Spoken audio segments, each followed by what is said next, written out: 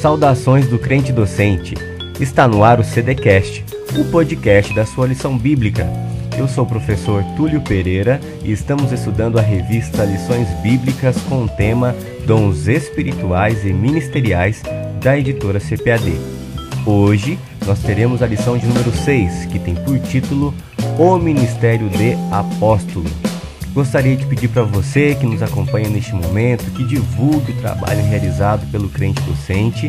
Para isso, se inscreva no canal, deixe o seu like e acione o sininho para ficar por dentro das novidades. Eu gostaria aqui também de agradecer ao professor Edivani Fernandes, que é o fundador aqui do Crente Docente, pela oportunidade de estar aqui mais uma vez compartilhando um pouco da Palavra de Deus. Vamos então à aula? Vamos lá. Bom, para começar, eu já quero aqui fazer duas indicações de leitura que podem agregar conhecimento e também podem ajudar a facilitar o entendimento da lição de hoje. A primeira indicação é um artigo do pastor Gesiel Gomes que se chama Apóstolos, muito mais que 12. Este artigo está no portal da Fábrica EBD. Para você acessá-lo, você pode ir no seu navegador, digita fabricaebd.org e uma vez dentro do portal você vai em menu, blogs, colunas e escolhe a coluna Pregador Bem-Sucedido, que é a coluna do pastor Gesiel dentro do portal da Fábrica EBD. Uma vez dentro da coluna, você rola a página para baixo que você encontrará o artigo Apóstolos muito mais que 12. Ele foi um artigo publicado no dia 2 de abril de 2021 e que vai ao encontro de tudo isto que vamos estudar aqui hoje. Tá bom? Se você quiser rever o caminho, é só você voltar ao áudio que você consegue acessar este artigo do pastor Gesiel. A segunda indicação de leitura é um livro chamado Teologia Bíblica de Missões, de autoria do pastor Jorge Peters, que é publicado pela editora CPAD. É um livro extraordinário que trata sobre o papel missionário da igreja e no capítulo 7, que é chamado Os Instrumentos de Missões, o pastor Jorge Peters traz um estudo extraordinário também sobre a função de cada ministério na igreja e, por conta disso, obviamente, ele também trata do apostolado. Então ele trata do que a Bíblia diz sobre o apostolado e de como também esse ministério é exercido atualmente. Tá bom? Então aí, duas indicações de leitura, o artigo do pastor Gesiel Gomes e também o livro do Jorge Peters, Teologia Bíblica de Missões. Bom, vamos seguir, vamos lá para a introdução. Hoje, a partir da lição 6, que é a lição de hoje, nós começaremos então a estudar os dons ministeriais. Os dons ministeriais são os que estão contidos na carta de Paulo aos Efésios, no capítulo 4, no versículo 11, que são apóstolos, profetas, evangelistas, pastores e mestres. Hoje nós estudaremos o primeiro deles, que é o ministério de apóstolos. A lição de hoje ela está dividida em três tópicos. O primeiro tópico vai tratar dos 12 apóstolos, o colégio apostólico. O segundo tópico vai tratar do apóstolo Paulo especificamente. E o terceiro tópico vai tratar do ministério de apóstolo nos dias atuais. Amém? Vamos lá para o primeiro tópico? Vamos lá. Uma primeira coisa importante aqui dentro do tópico 1 é o significado do termo apóstolo. O que significa apóstolo? Apóstolo é uma palavra de origem grega que se origina de um substantivo grego que se pronuncia apóstolos, que é muito parecido com o que é em português, não é verdade? E este substantivo grego apóstolos, ele é derivado de um verbo grego que se pronuncia apostelo. Esse verbo apostelo, ele significa enviar. Portanto, o substantivo grego derivado do verbo significa aquele que é enviado. Isto é o significado de apóstolo, aquele que é enviado. A primeira vez que apóstolo aparece na Bíblia é em Mateus, no capítulo 10, no versículo 2. Aliás, o capítulo 10 do Evangelho de Mateus é dedicado integralmente aos apóstolos, porque ele começa com Jesus chamando os apóstolos e o restante do capítulo tratam-se de instruções que Jesus dá aos seus apóstolos ao enviá-los, né? E outra coisa também interessante é que essas duas palavras, tanto o substantivo apóstolos quanto o verbo apostelo, as duas são encontradas no capítulo 10 de Mateus. O substantivo apóstolos é encontrado no versículo 2, né, onde a palavra diz: os nomes dos 12 apóstolos são estes. Ali trata-se desse substantivo. E o verbo apostelo, ele é encontrado no versículo 5, no versículo 16 e no versículo 40. No versículo 5 diz assim: Jesus enviou esses 12. Este enviou aqui é o verbo apostelo. No versículo 16 diz assim: eis que eu os envio como ovelhas para o meio de lobos. Este envio aqui também é o verbo apostelo. E no versículo 40, aqui não é mais Jesus enviando seus discípulos, mas Jesus está se referindo a si mesmo como também um enviado, porque Jesus também é um apóstolo, ele foi enviado pelo Pai, né? E aqui no versículo 40 ele diz: quem recebe vocês é a mim que recebe, quem recebe a mim recebe aquele que me enviou. Este enviou aqui também é o verbo apostelo. Portanto, tanto apóstolo como apostelos é encontrado aqui no capítulo 10 do Evangelho de Mateus, e que nos deixa assim bem claro esse significado de ser enviado, no significado de enviar, no caso do verbo, e no caso do substantivo, significar aquele que é enviado. Quando nós lemos o termo apóstolo nos demais contextos da Bíblia, nós percebemos que o apóstolo é uma pessoa enviada, mas é uma pessoa enviada com uma mensagem. É alguém que é autorizada a falar em nome de outra pessoa.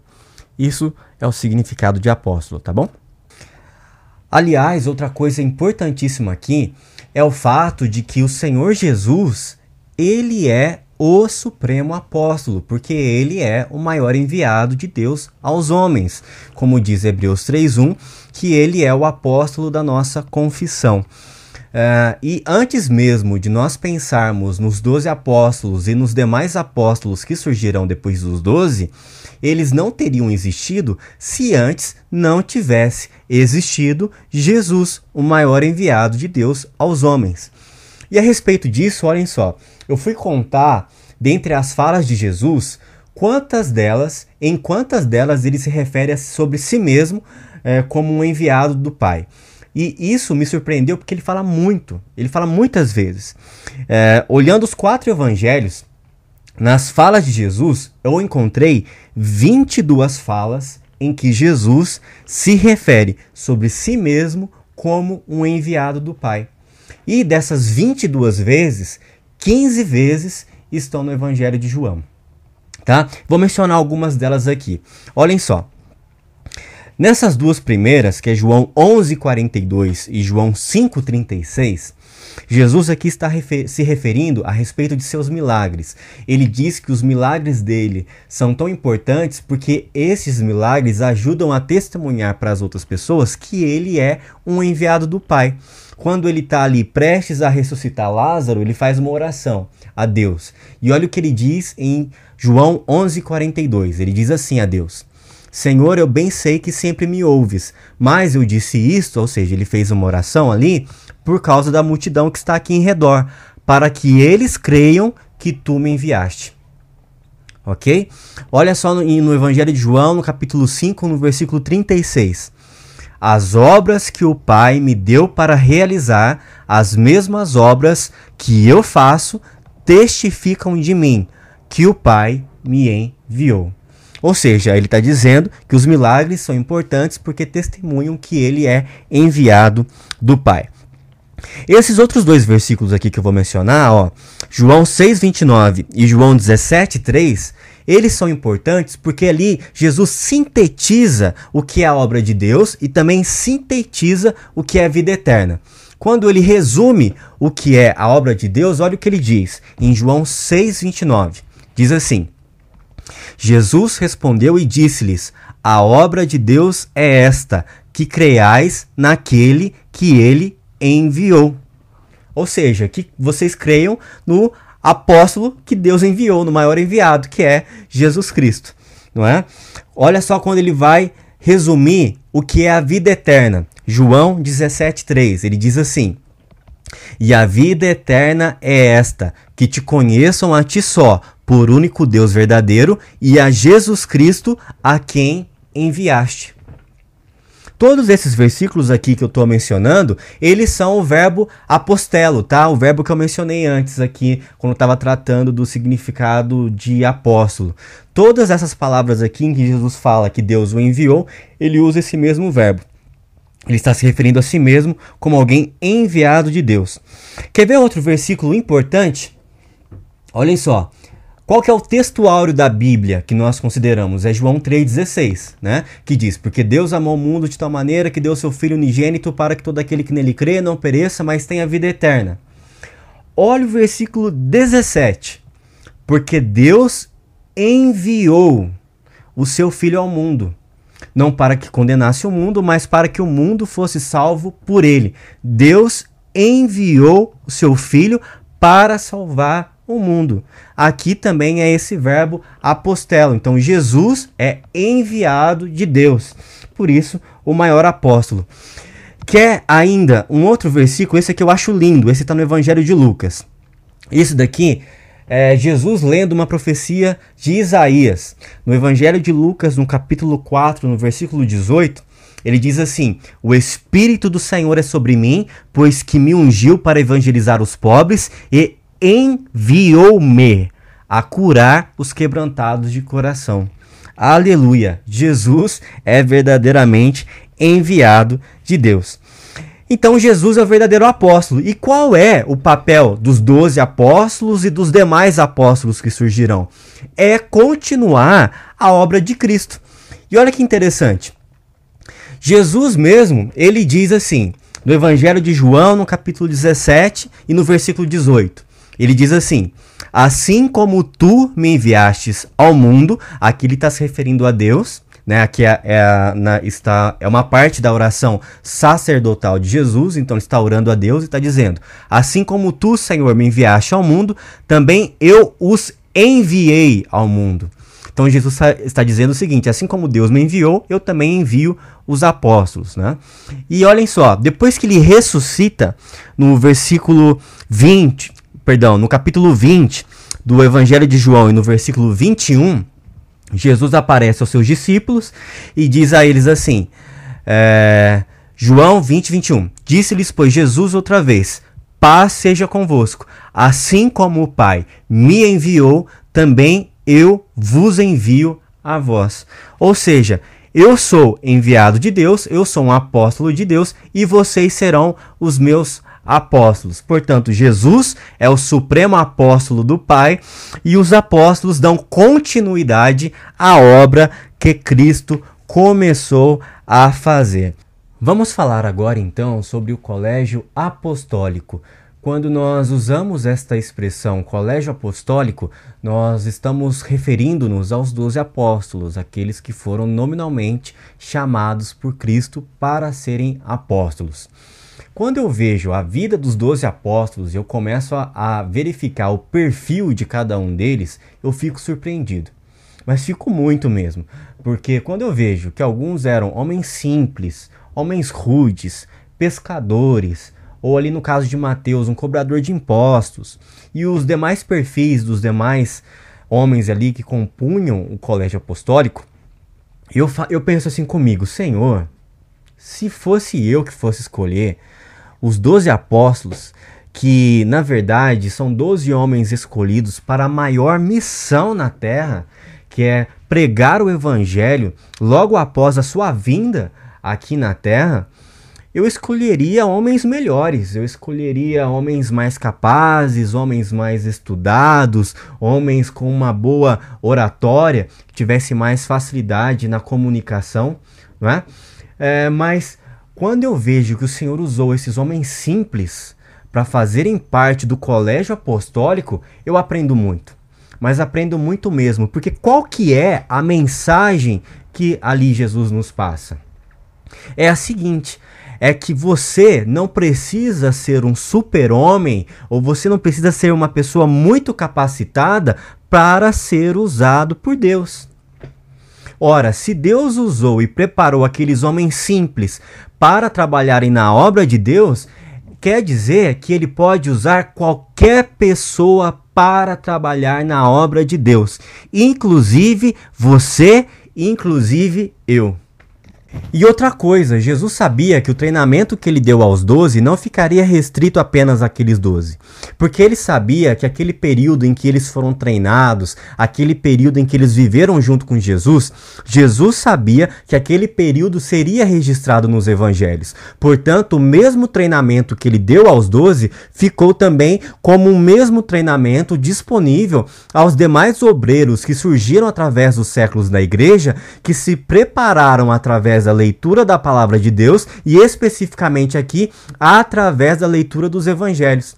Quantas vezes nós, lendo a Bíblia, especificamente ali nos evangelhos, as situações em que Jesus está com seus discípulos, e no decorrer da leitura, nós vamos sentindo uma inquietação e algumas dúvidas vão surgindo, e de repente algum discípulo faz alguma pergunta, e quando Jesus esclarece a dúvida do discípulo, na verdade ele não está esclarecendo apenas aquele discípulo, mas todos os demais que estão lendo o mesmo relato. Porque se nós estivéssemos lá, muitas das perguntas que eles fizeram, nós também faríamos as mesmas perguntas. Porque de certa forma é como se nós estivéssemos dentro da mesma sala de aula, quando um aluno do lado faz uma pergunta e quando o professor responde a dúvida dele, ele acaba esclarecendo a sua também. Porque o treinamento de Cristo a eles atendeu à necessidade deles. Mas este mesmo treinamento de Cristo que está registrado nos evangelhos também atende às nossas necessidades de hoje. Ora, é extraordinário o colégio apostólico, é extraordinário esse período de treinamento em que Jesus os preparou para trabalharem como apóstolos. Hoje, assim, de certa forma, nós podemos até fazer um tipo de associação, claro, guardando as suas devidas proporções, né? Por exemplo, hoje nós falamos muito em cursos à distância, treinamentos à distância, faculdades à distância, são os chamados EADs, né? E quando eu penso então no treinamento dos 12, eu posso pensar assim, de certa forma, guardado as suas devidas proporções, de novo aqui ressaltando isso, né? Mas eu posso pensar então que o treinamento dos 12, na verdade, é o maior curso à distância de treinamento que já existiu na face da Terra. Porque através do mesmo treinamento dos 12, nós também podemos ser treinados e sermos capacitados para a obra de Deus.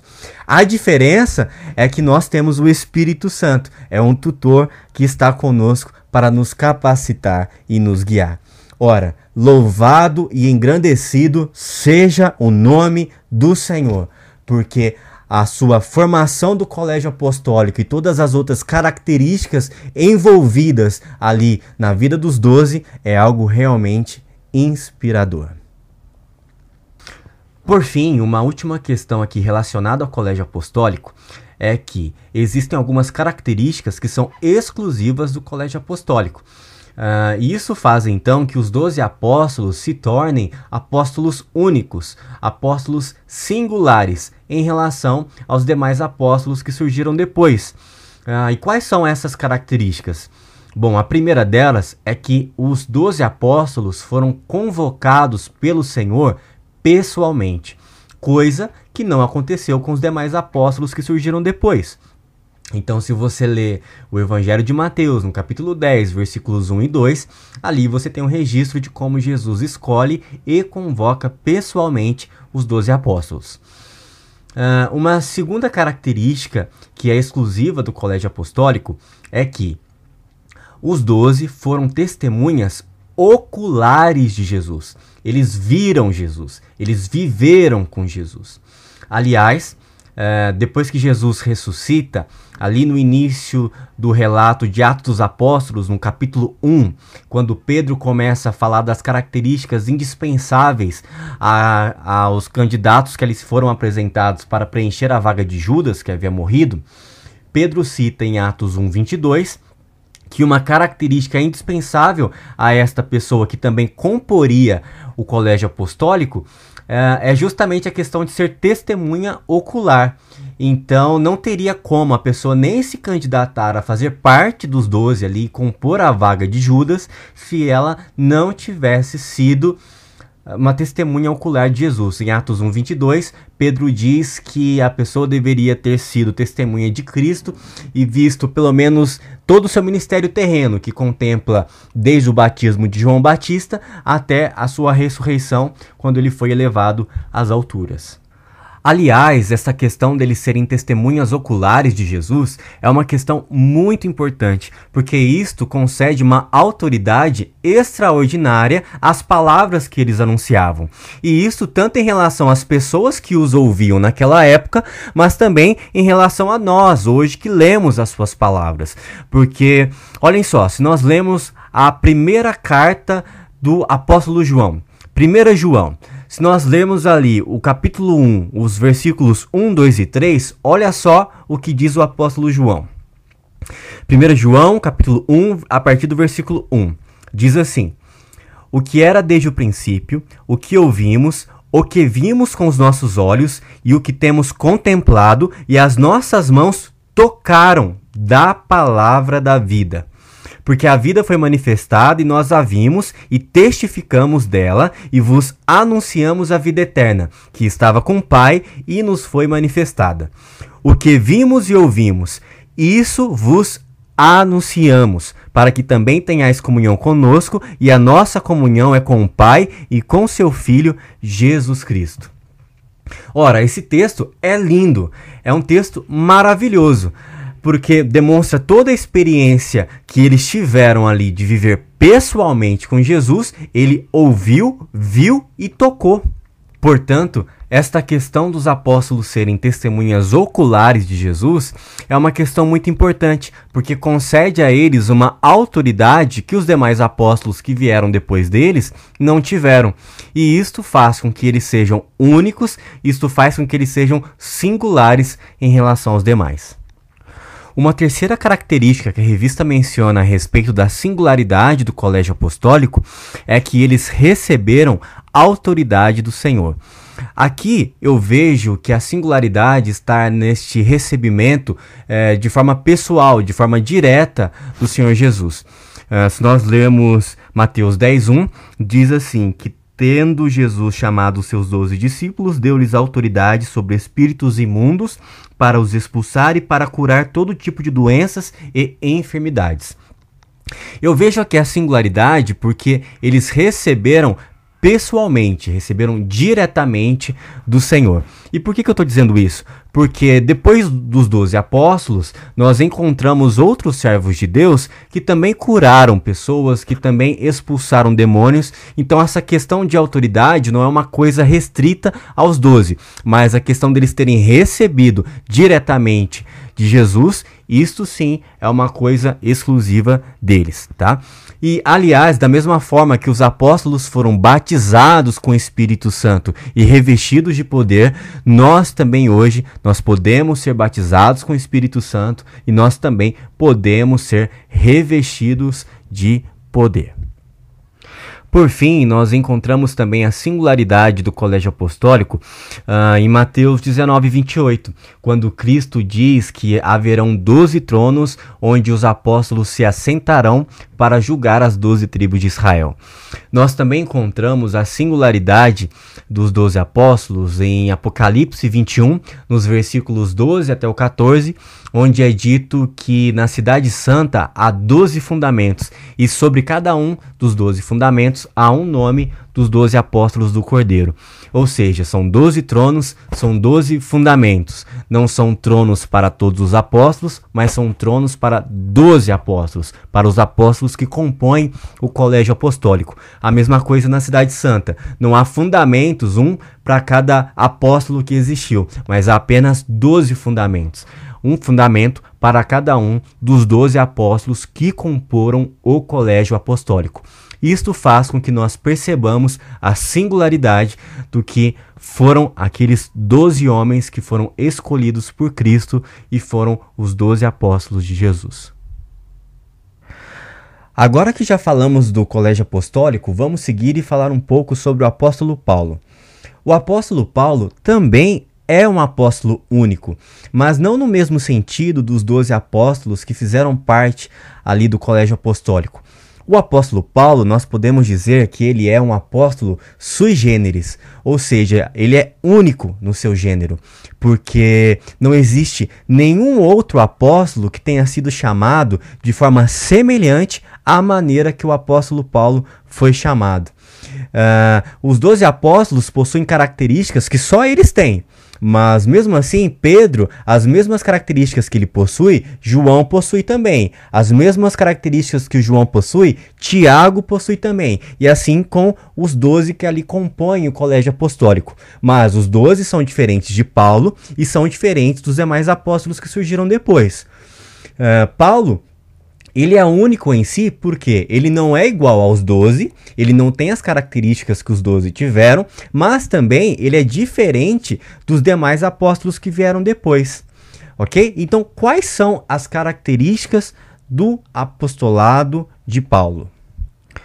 Primeiro, o apóstolo Paulo foi chamado diretamente pelo Senhor Jesus após a sua ressurreição.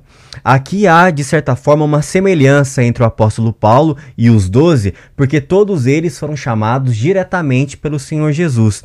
A diferença, porém, consiste em que os 12 foram chamados por Cristo enquanto ele exercia o seu ministério terreno.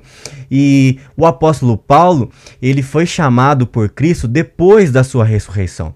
Isso aconteceu quando ele estava a caminho de Damasco e Jesus aparece para ele numa visão, e a partir daquele momento que ele começa a ser transformado. Ele que antes era perseguidor da igreja, agora vai se tornar um dos maiores anunciadores das boas novas, um apóstolo de Cristo entre os gentios.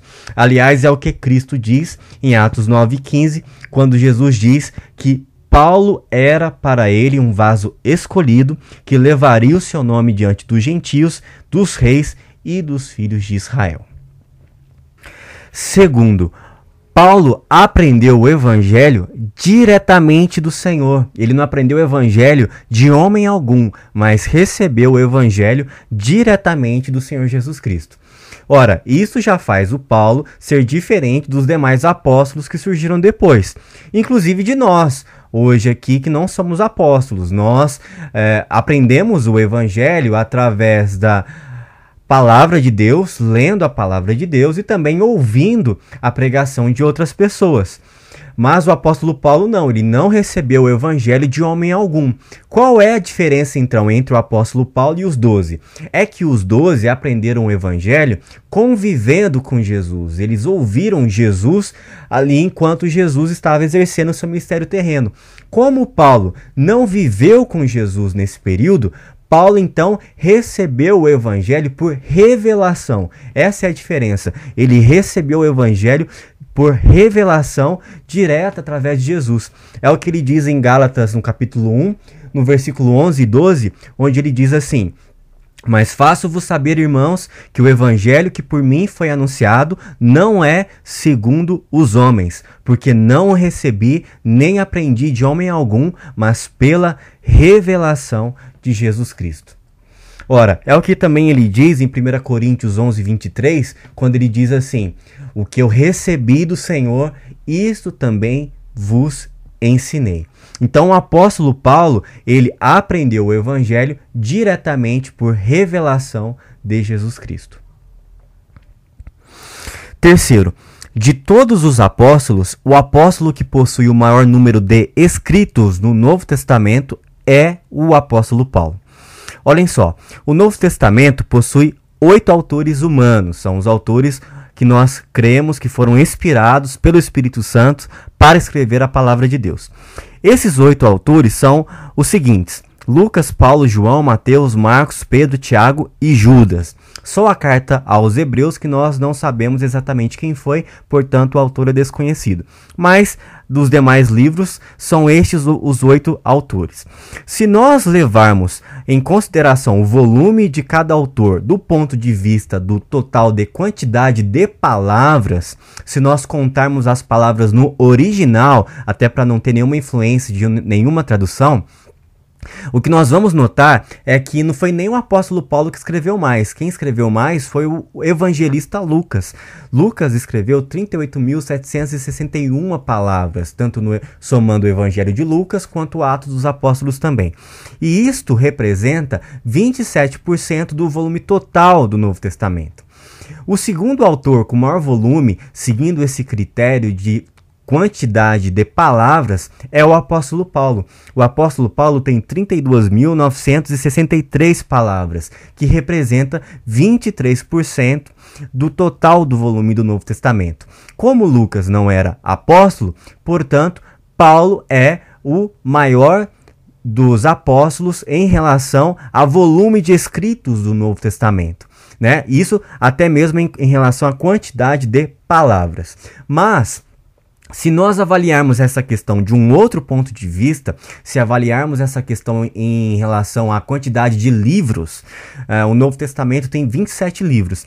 Desses 27, o Paulo é o autor inspirado de 13 deles. Ou seja, ele é quase autor da metade da quantidade do total de livros do Novo Testamento, porque 13 de 27 representa 48%. Portanto, Paulo é o autor dentre os apóstolos que mais tem volume de escritos no Novo Testamento. Quarto, em relação à qualidade da revelação que Paulo recebeu, em relação ao conteúdo de fato que ele recebeu. Essa, sinceramente, é sem comparação. Porque foi o apóstolo Paulo que recebeu a revelação de como o evangelho deveria ser pregado aos gentios, isto é, aquelas pessoas que não são judeus. Foi ele, por exemplo, que reconheceu que a circuncisão que era aplicável aos judeus não seria aplicável aos gentios. Aliás, por conta disso, devido a uma grande discussão que surgiu na igreja de Antioquia da Síria por conta desta questão da circuncisão, Paulo e Barnabé subiram a Jerusalém, que está registrado em Atos no capítulo 15, e eles se reúnem com os demais apóstolos, e ali os demais apóstolos que estavam em Jerusalém reconhecem que Paulo estava certo. Eles reconhecem que a revelação que Paulo tinha era correta. E além disso, o próprio apóstolo Pedro, na sua segunda carta de Pedro, no capítulo 3, a partir do versículo 16, Pedro diz que existem algumas coisas nas cartas de Paulo que são difíceis de entender e que aqueles que são instáveis e sem instrução, eles deturparão o seu conteúdo. Portanto, também Pedro reconhece que o conteúdo ali que Paulo ensina é um conteúdo consistente e que às vezes é até mesmo difícil de entender. Além de que também é o apóstolo Paulo que nos ensina de forma mais clara a respeito da justificação através da fé. É o apóstolo Paulo que explica as demais escrituras, tudo o que elas dizem a respeito deste assunto e nos expõe de forma clara e sistematizada que nós somos justificados através da fé e que é através da fé em Cristo que nós alcançamos a salvação. Aliás, não é preciso ser um grande teólogo para ler a carta aos Romanos e perceber o grande valor que essa carta tem, para perceber a qualidade da revelação que está contida nela, que é uma das cartas em que ele mais expõe essa questão da justificação através da fé. Para fechar esse ponto aqui, eu só quero fazer uma citação do que o Martinho Lutero, que foi um dos principais expoentes da Reforma Protestante, do que Martinho Lutero disse a respeito da carta aos Romanos. Olha só o que ele diz. Essa carta é a verdadeira peça principal do Novo Testamento e o evangelho mais puro, a qual é tão digna e valorosa que o cristão não somente deve sabê-la de cor, palavra por palavra, mas deve se ocupar dela diariamente como se fosse o pão diário da alma, pois nunca se pode exagerar na sua leitura ou reflexão. E quanto mais se lida com ela, tanto mais preciosa ela se torna e tanto mais saborosa ela é. Glória a Deus pela grande revelação que o Senhor Jesus concedeu ao apóstolo Paulo. Quinto, o apóstolo Paulo não possuía apenas excelente intelectualidade teológica, mas ele destacava-se por sua extrema dedicação ao apostolado. Tem um versículo lindo que eu gosto muito, que transmite essa ideia, que é 2 Coríntios, no capítulo 12, no versículo 15, onde ele diz assim: eu me gastarei e me deixarei gastar em favor de vocês. Na verdade, o apóstolo Paulo, sendo apóstolo dos gentios, ele foi imbuído de uma missão muito difícil, onde ele seria perseguido, ele seria açoitado, ele seria apedrejado, ele seria humilhado. E, para falar a verdade, se nós formos ler ali tudo o que o apóstolo Paulo passou, se nós lermos 2 Coríntios no capítulo 11, a partir do versículo 16, nós ficamos espantados de quantas dificuldades ele teve que suportar. E, para falar a verdade, até hoje eu não conheço ninguém que tenha sofrido tanto quanto o apóstolo Paulo para pregar o evangelho.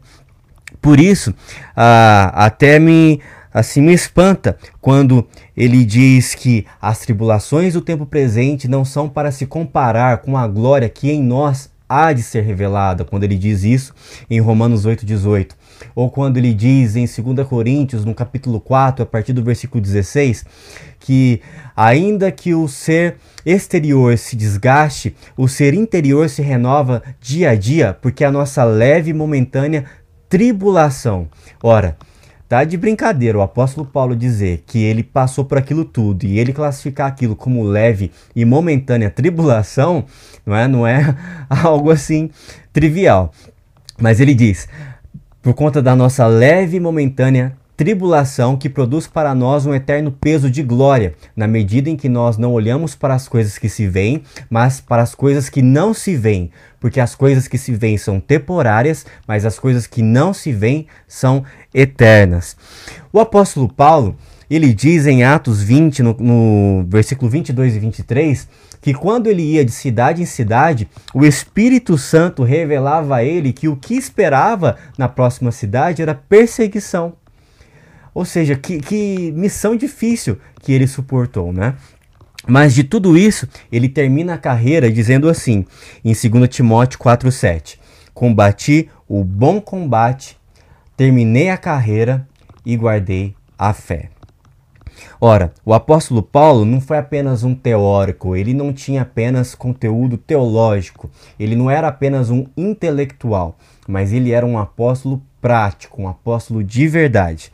E por isso ele diz em 1 Coríntios, no capítulo 11, no versículo 1, sejam meus imitadores, assim como eu sou de Cristo, e também em Filipenses, no capítulo 4, no versículo 9, em que ele tem a ousadia de dizer assim: o que também aprenderam, receberam e ouviram de mim, e o que viram em mim, isso ponham em prática, e o Deus de paz estará com vocês.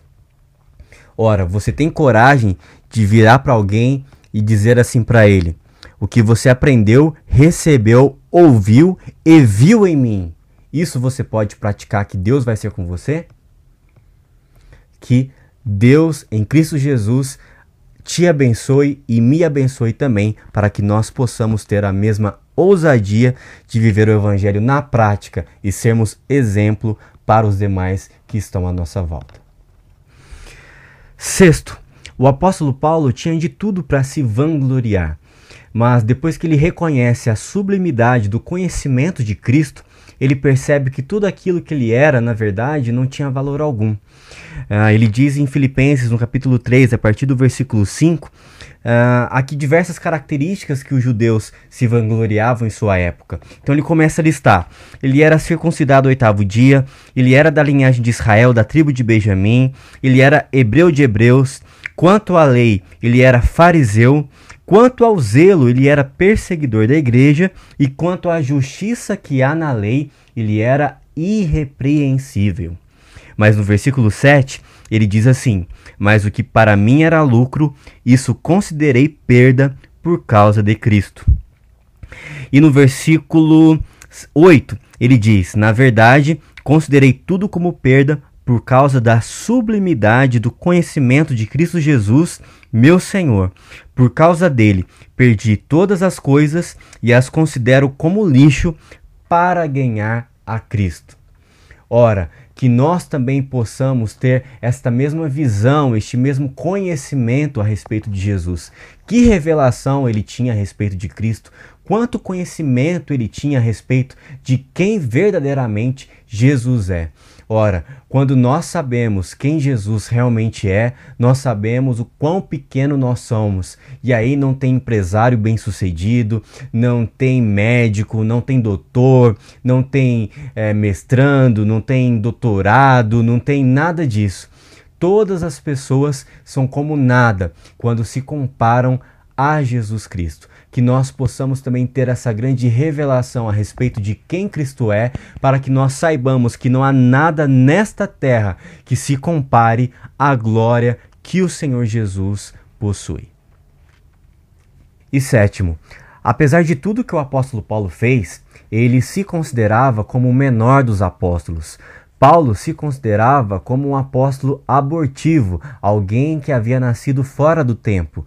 Isto porque o Senhor Jesus o chamou depois que já havia completado o seu ministério terreno e também depois que já havia ressuscitado. Na verdade, em 1 Coríntios, no capítulo 15, versículo 9, o apóstolo Paulo diz que além de se considerar o menor dos apóstolos, ele também diz que ele nem mesmo se considerava digno de ser chamado apóstolo. Isto porque ele perseguia a igreja de Deus. Ora, que servo extraordinário! O apóstolo Paulo realmente é um apóstolo extraordinário, porque apesar de ter feito tudo que ele fez, apesar de possuir as características que ele possui, ele mesmo se considerava o menor dos apóstolos e, aliás, ele mesmo dizia que não se considerava nem mesmo ser digno de ser chamado apóstolo. Para concluir, só quero trazer aqui uma última reflexão que reforça ainda mais a importância do apostolado de Paulo.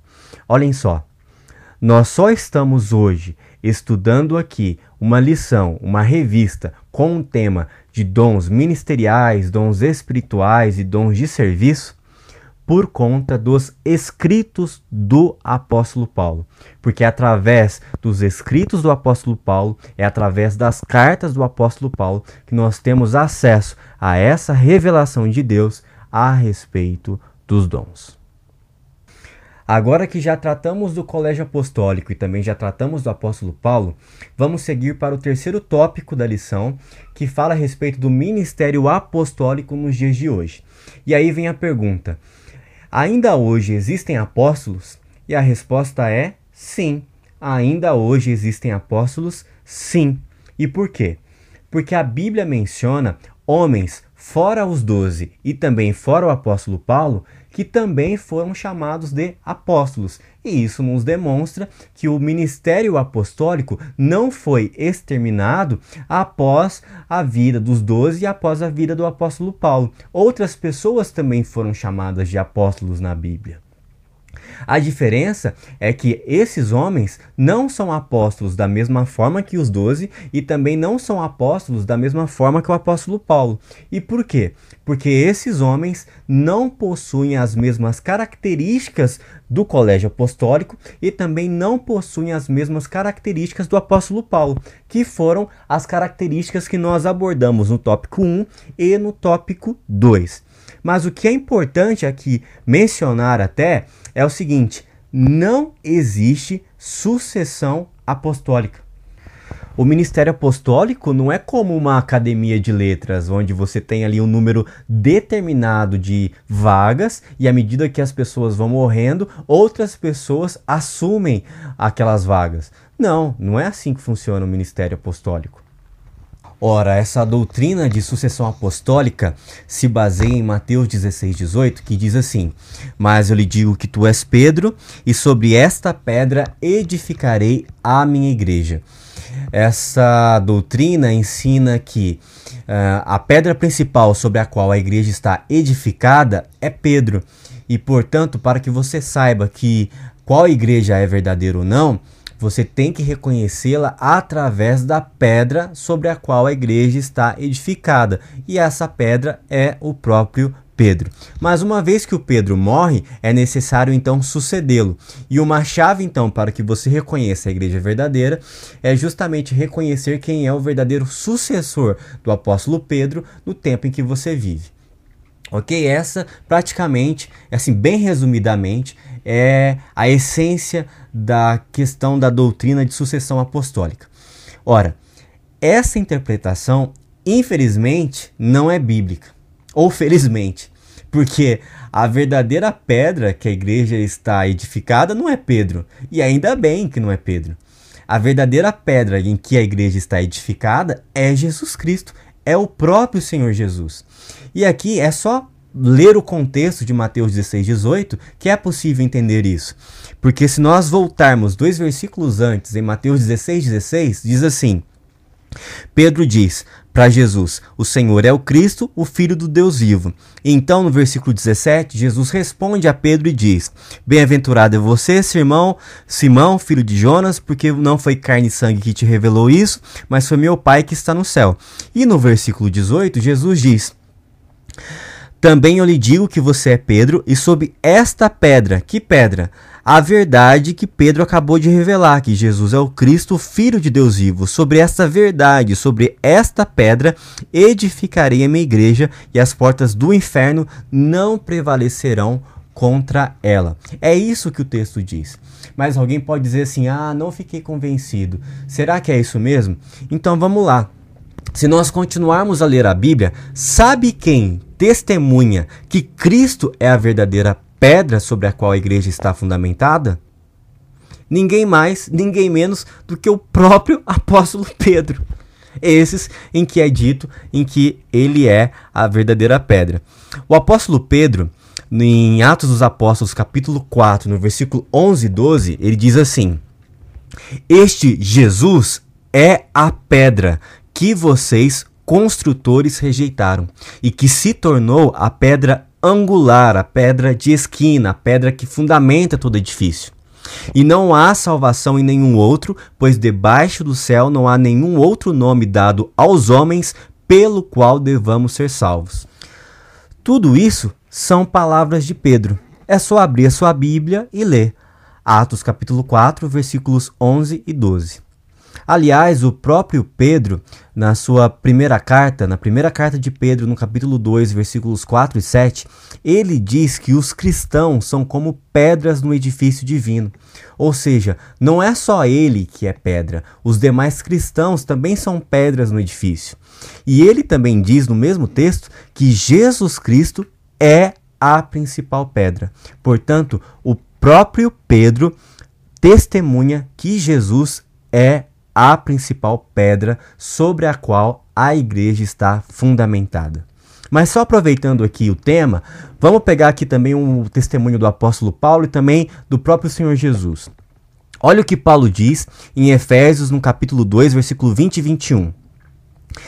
Edificado sobre o fundamento dos apóstolos e dos profetas, tendo Jesus Cristo como pedra angular, no qual todo edifício é ajustado e cresce para tornar-se um santuário santo no Senhor. E olha o que também Paulo diz em 1 Coríntios 3,11, porque ninguém pode colocar outro alicerce além do que já está posto, que é Jesus Cristo. Agora vamos ao testemunho do próprio Senhor Jesus. O Senhor Jesus, no Evangelho de Mateus, no capítulo 21, a partir do versículo 33 até o versículo 46, ele mesmo aplica a si o fato dele ser a pedra principal, a pedra de esquina que os construtores rejeitaram. Portanto, nós temos o testemunho de Pedro, o testemunho de Paulo e o testemunho do próprio Senhor Jesus a respeito de que o próprio Senhor Jesus é a pedra fundamental, não Pedro, não qualquer outra pessoa, mas Jesus. Jesus é a pedra principal, a pedra de esquina, a pedra angular sobre a qual a igreja está fundamentada. Com isso, nós já quebramos toda a questão da sucessão apostólica. Não existe sucessão apostólica. Agora que nós já tratamos da questão do ensino sobre a sucessão apostólica, vamos retornar aqui para falar sobre a atualidade do ministério de apóstolos, sobre o ministério apostólico nos dias de hoje. E aí então vamos abordar apenas mais 2 questões e com isto encerramos a lição. Primeira questão: quem são os homens, fora os 12 e fora o apóstolo Paulo, que também são chamados de apóstolos na Bíblia? Primeiro, Barnabé. Atos 14:14, Barnabé é chamado de apóstolo também. Segundo, Epafrodito. Filipenses 2:25, Epafrodito também é mencionado ali como apóstolo. Terceiro, 2 Coríntios no capítulo 8, versículo 23. Ali também existem outros irmãos que são mencionados como apóstolos. Portanto, essas são as referências de homens, fora os 12 e fora o apóstolo Paulo, que também são chamados de apóstolos na Bíblia. Segunda questão: quem são os apóstolos de hoje?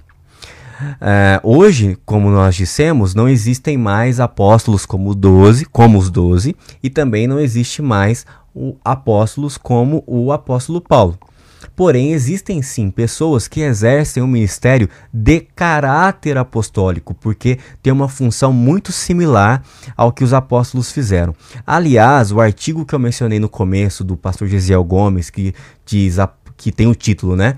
Apóstolos, muito mais do que 12, tem exatamente esta argumentação de que este ministério apostólico é atual, e não só atual, ele é necessário, tá? E aqui há um ponto de convergência entre os pastores Elinaldo Renovato, que é o autor da revista que estamos estudando, e também do pastor George Peters, que é o autor do livro que eu mencionei no início desse podcast como indicação de leitura. Porque ambos reconhecem o missionário moderno como o ministério de caráter apostólico, o ministério que mais se assimila ao ministério que os apóstolos desenvolveram na igreja primitiva. O pastor Elinaldo Renovato chega a dizer o seguinte: atualmente, missionários enviados para evangelizar povos nunca antes alcançados pelo evangelho são dignos de serem reconhecidos como verdadeiros apóstolos de Cristo. Aleluia! Esses homens são verdadeiros homens enviados por Deus para pregar o evangelho. Por fim, aqui eu quero também desafiar você para que essa chama arda em seu coração e você também sinta a urgência de pregar o evangelho àqueles que nunca ouviram. E quero terminar com as palavras do apóstolo Paulo contidas em sua carta aos Romanos, no capítulo 10, versículos 14 e 15, que diz assim: como, porém, invocarão aquele em que não creram? E como crerão naquele de quem nada ouviram? E como ouvirão, se não há quem pregue? E como pregarão, se não forem enviados? Como está escrito: quão formosos são os pés dos que anunciam coisas boas. Agradeço a você que ficou aqui até o final, que ouviu todo o podcast. Que Deus abençoe a sua vida. Curta o Crente Docente no Instagram, no Facebook, no YouTube, e que Deus abençoe a todos em nome de Jesus. Amém.